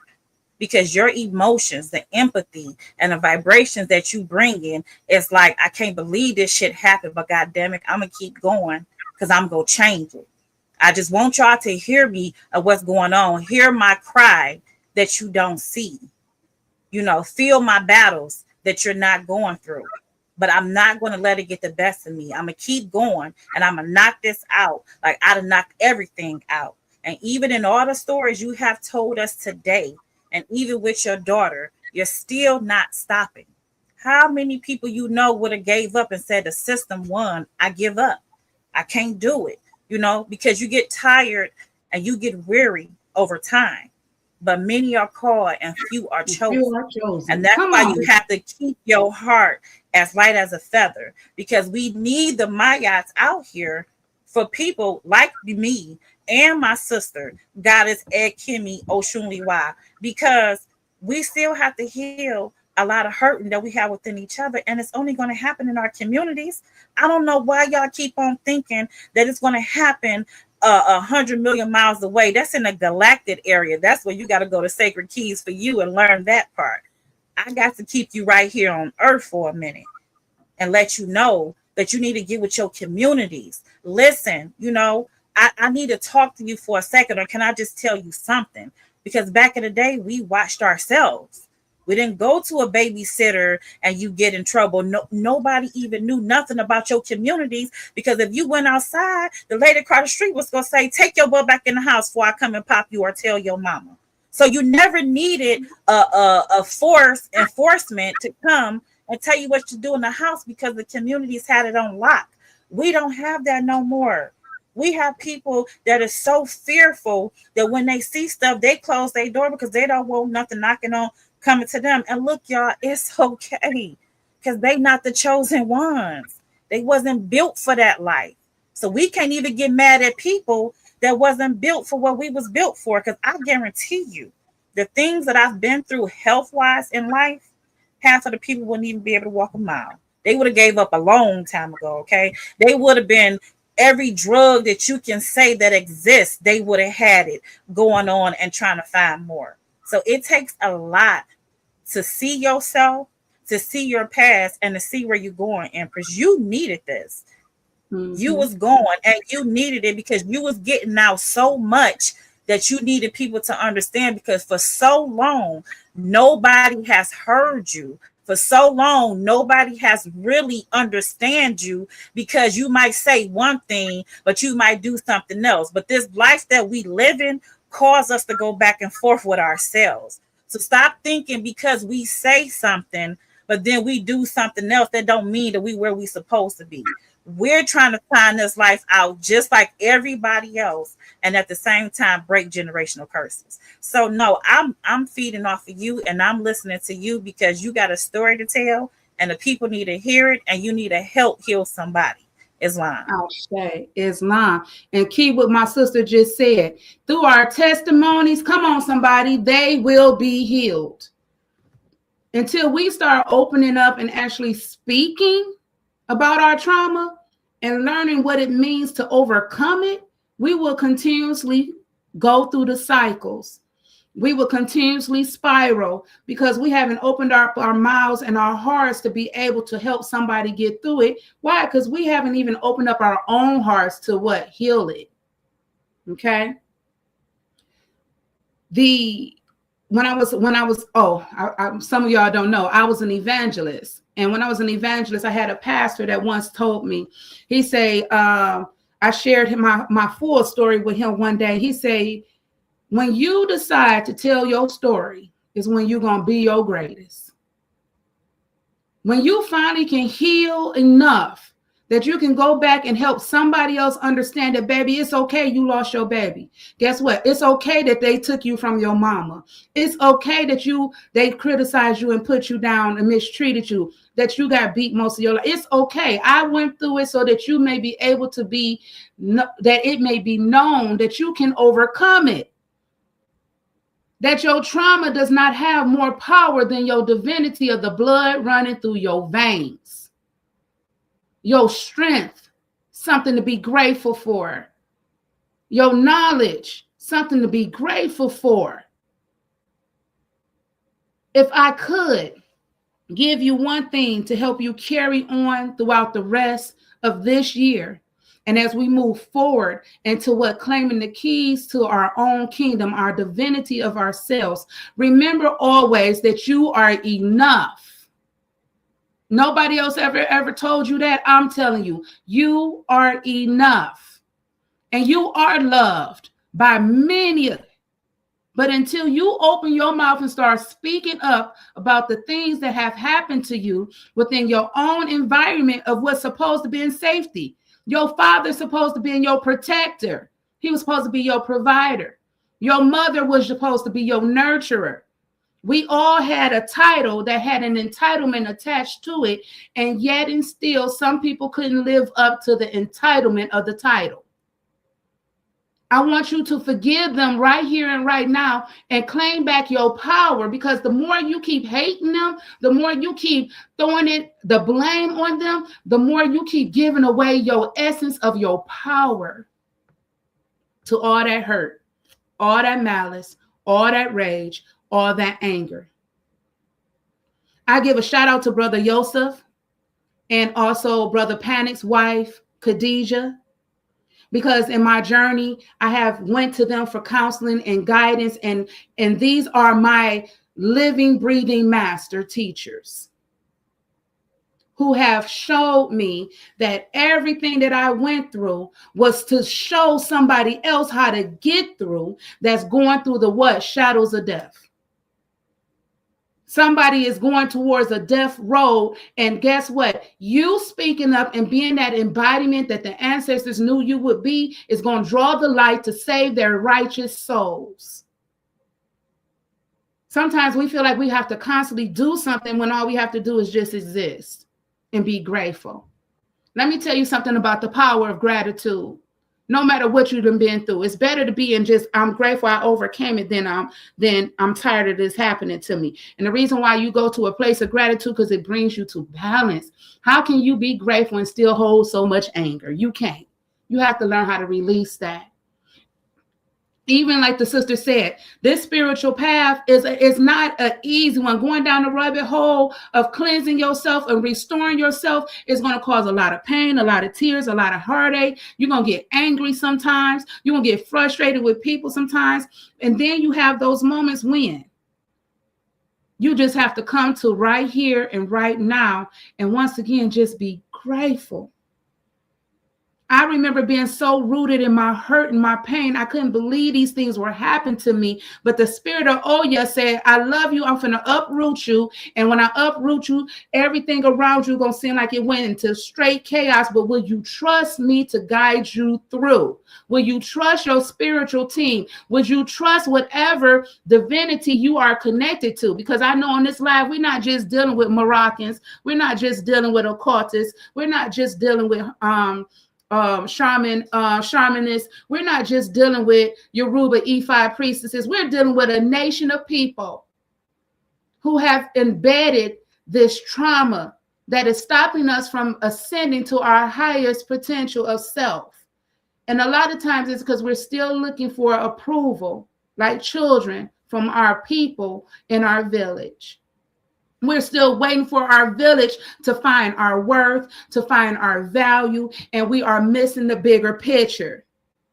Until you find it in you, no one else will be able to see you. Until you start acknowledging you and acknowledging that through you, you have greatness flowing through your blood, no one else will realize how great you really are.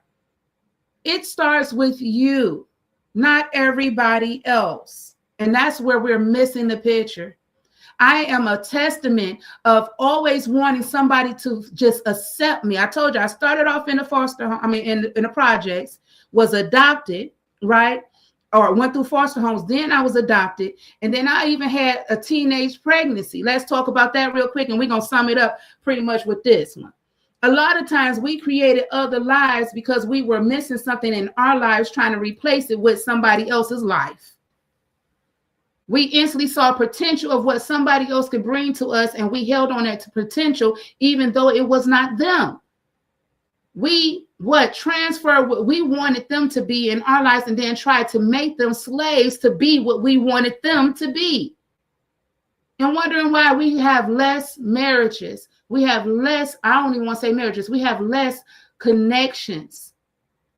Because no one is a slave to no one else. Once again, that spirit of controlling. We haven't learned that pure love is a freedom. It's a freedom of, I don't have to live to uphold your insecurities, your fears. And then also we have these situations where now we're just reckless. I'm watching women and men have no respect, no boundaries for self, right? But they will curse you out if you don't give them some form of respect. I only can give you what you give what? Yourself. I can only present to you what you present as yourself. Hence why I have been in situations where I can walk into some rooms and instantly get treated with so much royalty and so much respect because that's how I carry myself. And I've seen a lot of jealous people attack me because I carry myself in such a manner. The question is, let me be, am I being the greatest reflection wherever I go and wherever I be? Like I told people earlier this week, I'm going to love you through whatever it is that you're going through, but that doesn't mean I have to be attached to what you're going through. How do you love somebody through? You speak it into their existence and you speak life. You speak the spiritual path of what? Truth, balance, and justice into their lives. Even if you're not dealing with them, send them away in a positive energy so that when the energy, the universal law says it's going to come back to you, the causes and effects of what you do is going to come back to you. The laws of correspondence is going to come back to you. It's going to come back in an echoing effect of positive energy because that's all I can project out. You can't control nobody else. You only can control yourself. So in controlling yourself, what I'm going to ask you to do is learn the responsibility of releasing and trying to fix everybody else. You can't fix them. They have to do it by themselves. The only thing you can do is learn how to heal you so that you can be an example for everyone else that's around you. And just like fire, when you are shining bright, whatever comes in this mist gonna have to shine along with you, or it has to flee. Sometimes we have to detach from our family because they are the reason why we are not excelling or ascending to where we have to go. And not worry about if you're going to still have a family. The spirit will provide you with everything you need once you come in alignment to self. When I say I have such a strong, powerful spiritual family now, I'm so grateful for my family. I'm so grateful, not for my family. Let me rephrase it. Let me call it right. For my nation, for my tribe. I've never been in such an environment where people are actually pouring life into me because they see the greatest potential I possess. And guess what? The reason they see it is because I saw it in myself first, and I started reflecting that same light to others. So now everyone who comes in my presence, I see you as spiritual beings. I don't see you as human beings anymore. I see the good in you, and I'm going to speak that good no matter what. Whether you want me to or not, I'm going to send you off in peace. Ashe? So with that being said, we've been on here almost an hour and almost 2 hours. We finna get ready to close it on out. Is there any questions or concerns that anybody who's watching might have for us? Do you have any questions? Anybody? Empress, can you see the questions? I can't see the questions right now. No, Empress, you will have to. It will only be on your end. I only get to see my podcast questions, and so far we just have some people that say we need community and nations for and by our people, and told us to teach. Ashe. And just for those but who on your end, no, I was just saying if you saw it on your end, if you go on the side, you see hit on comments. And then will you see any comments anywhere? Like I said, I'm learning this equipment, y'all. So I don't see it on my end, but I will learn how to run this system. I'm grateful for the future to be of knowing how to be able to navigate like this. Is my first time using this system. So y'all bear with me. If I don't see your questions, just understand and overstand that is not because I'm trying to ignore you. It's because I'm still learning the software system. I'm being authentic with you, okay? But something that I will bring out, and I just want to put this on the screen real quick, is the actual university. I want y'all, when my sister said that or somebody said about building systems that we might be able to teach. This is a system that we have created. It's an online school called SacredKeyz4U, in which you are the master and you are the teacher. I mean, you are the student and you are the teacher. You become the master teacher by what you do and what you love. We encourage everyone to tap into what you love to do. Why? Because when you tap into what you love to do and you're able to tell your experiences of how you overcame, guess what? You become the master teacher. Now you can teach somebody else how to get through. So we have all types of different classes, from telekinesis and communication to energy work to vision for youth, which is dealing with our youth and teaching them how to take their skills and their talents and to make it work for themselves. We're teaching them how to become entrepreneurs. The government wants to take our children and teach them how to become labor workers, how to work once again and building the American dream. Whereas we're going to teach our children how to become the people of the universe. We're going to teach them how to claim back the laws, the land, the air, and the water. We're going to teach them the Hermetic concepts of what our science teaches us as being melanated individuals. And then we also have 2 houses that we have coming up, in which we have can y'all see that? Y'all see it in the corner? Hold on, let me see if I can pull it up on the other end. We have Vision for Youth, and then we also have Mayat Divine Ministries. It's a couple of them.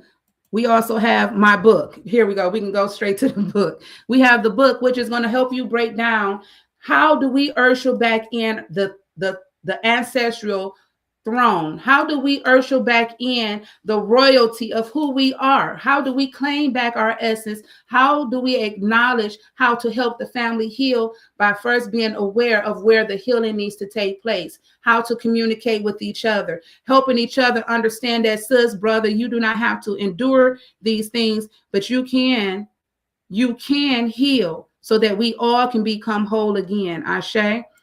So I think that's all that I had to bring to the table on today. Once again, follow us, SacredKeyz4U. We're going to be diving deeper into chapter to chapter within the weeks to come.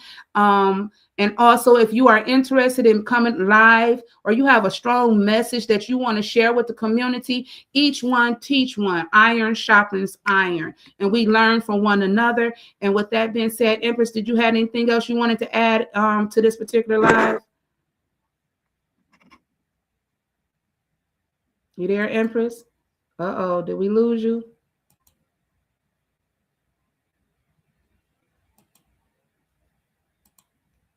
Uh-oh, we lost Empress, so I'm just going to keep on going for a minute while she logs back in. because this was a very important, if you actually been watching from the beginning, I hope you resonate with the information that we have provided here. And we're going to have a lot more deeper conversations as we move further into this, because it's very important that we heal as a collective, as a community, as a nation, that we heal so that we may be able to have a better future for the future to come. Once again, for those who are looking for ways to actually deal with this energy, come and join us once again at Sacred Keys Universal Nation, okay, where we are teaching you the life skills and the alchemy, the transitioning, the history. We are even teaching you the PMAs of how to build your own trust. We also have Oshun's Temple.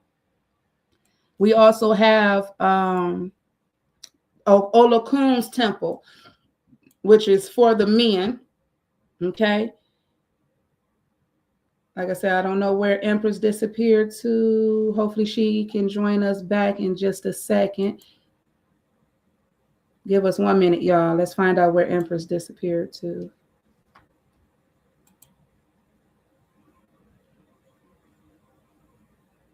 Okay, she should be joining back in just a second. Do apologize for the interruptions, but however, we are grateful for the clarity and the understanding and the most of all the know-how.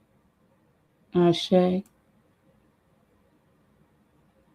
The know-how of how to heal, spiritual work. Once again, check us out. Coming to us already in Amazon. You can go and order The Return of the Ancestral Throne. I guarantee you, you cannot read this book and still be the same as you were. That this book will help you to understand why your family members are responding and acting the way they are acting. But most of all, I'm going to read this while we're waiting for Empress to come back and join us. And before we close out, the Kemetic text describes Earth as the realm where gods are tested. Did you hear what I said? Earth is a place where the gods of creation are tested. The dogmatics speak of Earth as a forge where spirits are tempered in the fires of experience. Okay, that means that we are going through transformations that are requiring. Hold on, what's going on? I don't know what happened. Hold on 1 second. It shut down. Ashe. Okay.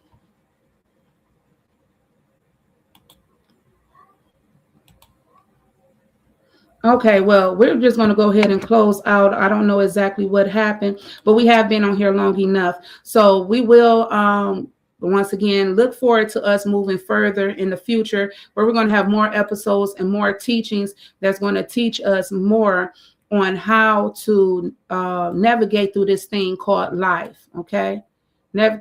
Navigate through this thing called life, okay?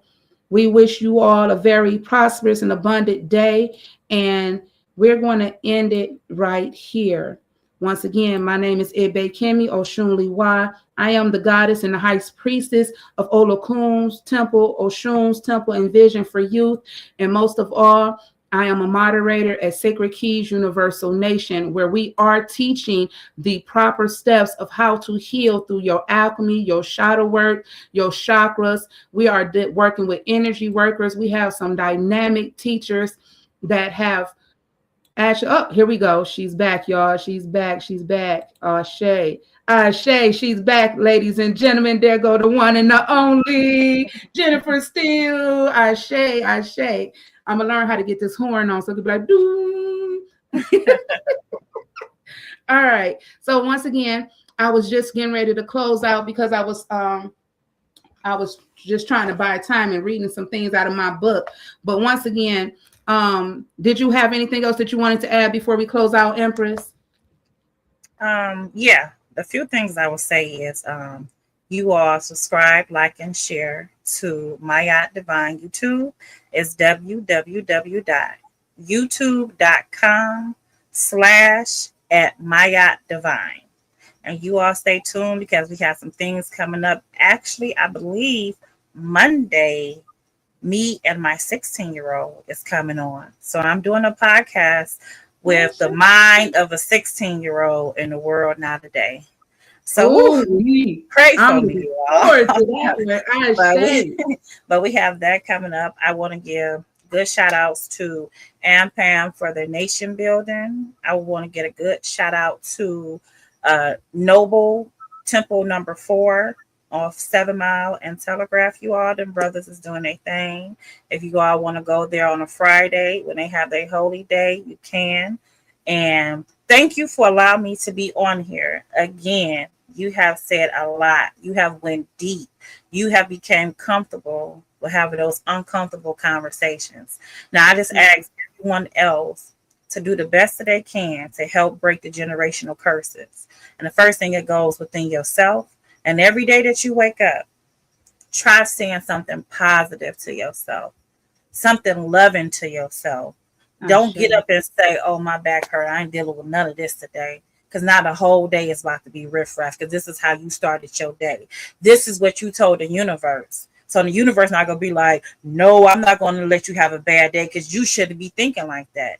The universe is going to say, oh, your back is hurting. Well, let me help you make it hurt even worse. You know, so let's watch our mouth, because words are spells. And that's how we became and where we are now today, speaking curses on ourselves. We be like, whoo, the devil is busy. Why are you allowing that in your life? Don't allow it in your life and it won't be busy, because that's not what you're thinking about. You're thinking about all the positive things that you have going on. So my keynote to go out is focus more on the positive and not stand on the negative. Islam. One more time for those who are looking to support my sister, please follow her into the Maya Divine podcast, and also follow us. Like I said, this is our 3rd year and we're evolving. I'm grateful that we have evolved to this platform. Ashe, a SacredKeyz4U. Look forward to, like I say, our next live, which will be Wednesday, streaming at 7 p.m.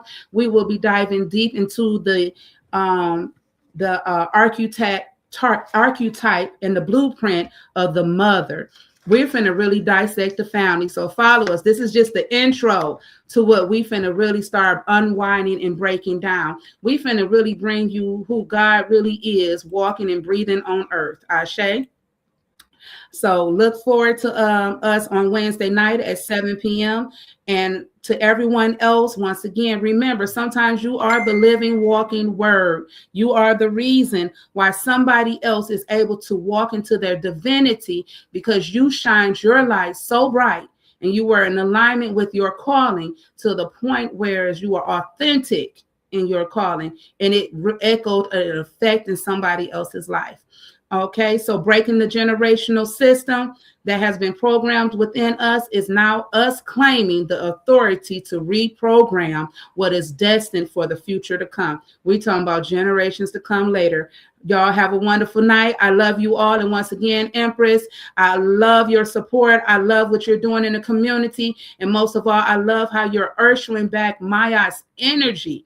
People don't realize how powerful that is to usher back in the balance of our existence as being spiritual beings. With that being said, I love each and every last one of y'all. Kingdom Keys University, SacredKeyz4U University and Kingdom Keys Universal Nation. Thank you for your love and your support. I could never go without these wonderful gods and goddesses who have come together to see the vision of what we are moving forward within, claiming our divinity and our birthright.